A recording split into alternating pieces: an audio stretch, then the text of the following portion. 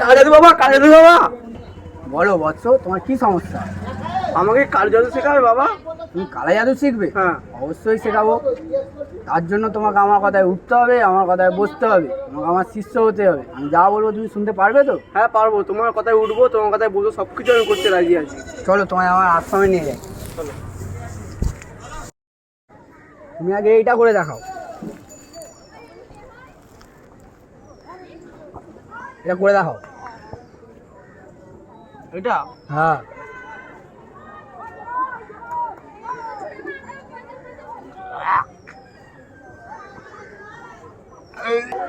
এবার বুঝতে পারলে তুমি কেমন বোকা? কালা জাদু দেখানোর এক হয় আর এক হয়।